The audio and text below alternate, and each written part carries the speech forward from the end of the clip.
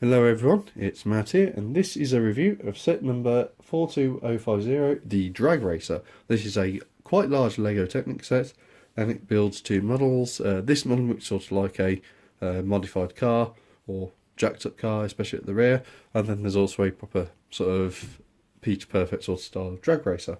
So this is one of the modes you can convert it to, so this is supposed to be, that it's actually starts acceleration, it's got nose lift. And there's a bit of an issue here because if this is supposed to be fully back, this is sort of like a display piece, but if this is supposed to be fully back, that's supposed to be like that, and unfortunately you can't actually get it to do this perfectly, because if you raise it up so that it's the back wheels here actually engage, I've just about got it, but these are very close to floating off the desk here. So if you have this at an natural angle where these rear wheels can actually engage, you actually find that the drive wheels don't actually sit properly on the floor and actually float.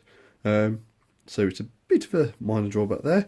I'm just going to take this back while I discuss the model. So I'm just going to convert this to the underside. So you can see here, this is your mechanism. It's a very basic mechanism. It's just a expansion arm and a gear stick. So this just opens it up, and this eventually, you fold it back enough to fold pretty flat against the base.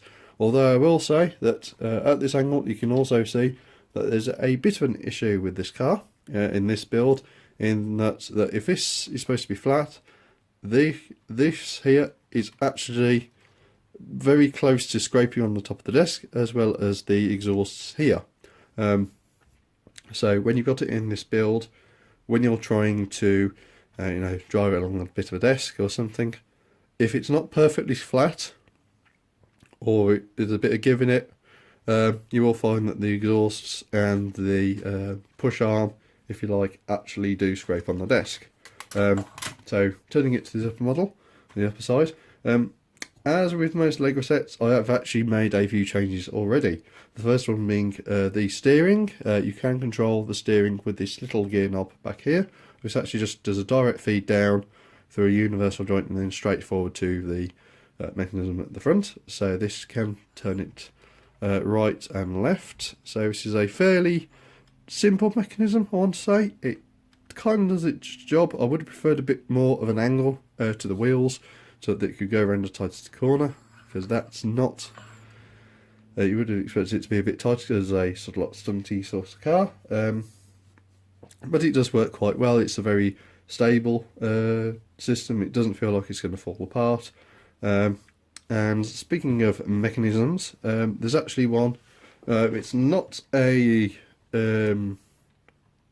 drive with a differential, but it does allow you to, as the wheels turn, to turn the engine.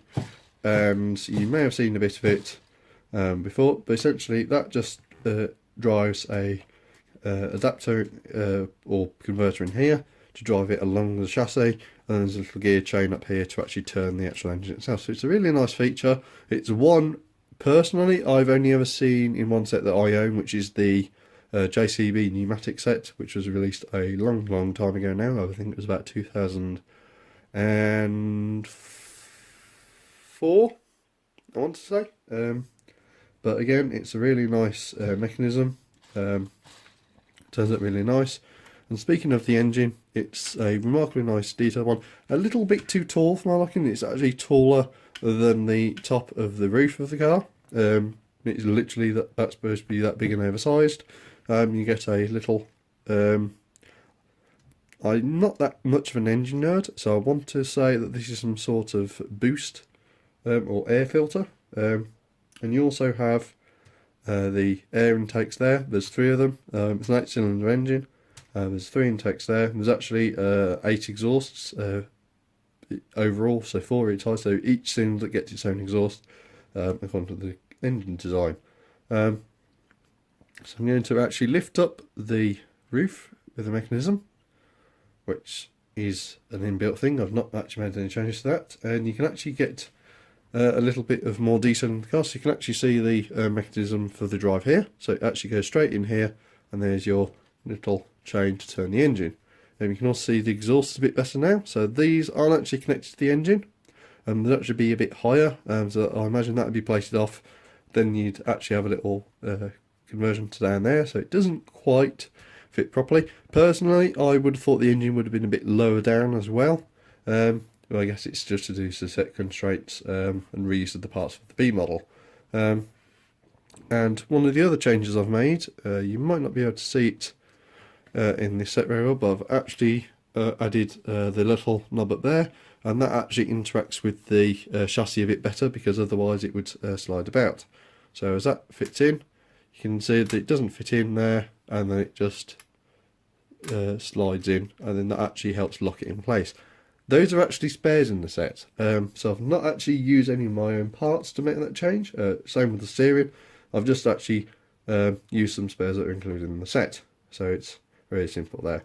I don't know how well you're actually going to see this. It's very hard to see. Actually might take this back up again, see if that brings up some more light, and it kind of does. There's actually a chair in here along with a steering wheel and a little dial as well. That's actually a printed dial. Was one originally used, I think, in the Parisian restaurant. That's the first set I saw it in, as the cooker dial, cooker temperature. Unfortunately, because it's mounted on one of the sort of short Technic pins, it does rotate. So if you have it set properly, chances are, but the time you next come to the piece in the assembly, which I did, it actually rotated round and wasn't actually sitting properly. So, as the set on itself, in this model, it's a nice model, don't get me wrong. There's quite a lot of nice play features. You know, it's very smooth rolling, or at least from my build, it's actually been very nice smooth rolling. You can fit power functions into this, so it uses the larger style of battery box, not the 6A, AAA battery pack or the rechargeable one. It uses the bulkier 6AA battery one, which actually fits in at the back here. That actually adds a bit of weight to the car. And then what you do is that then drives a motor, which is again mounted towards the back here. That actually drives down using the gear chain. And that actually drives the rear engine and the dummy motor at the front here. And then that actually makes, you can actually set it so that if the arm's angled off, it actually just pushes the car along and makes it look like it's actually doing a proper drag race, or something to that effect. So I've shown it without stickers. I'm now, if I've got time, at some point going to try and convert it to the B model, which is a proper sort of style of dragster as I prefer it. So overall then, the set in this build, because this is the instruction ones, very nice. Realism is kind of there. I prefer this the engine to be a bit lower. So the top of the engine case I'd prefer to be in line with the cutout for the bonnet, so it actually sit down properly. The air intake, I think, is very over exaggerated.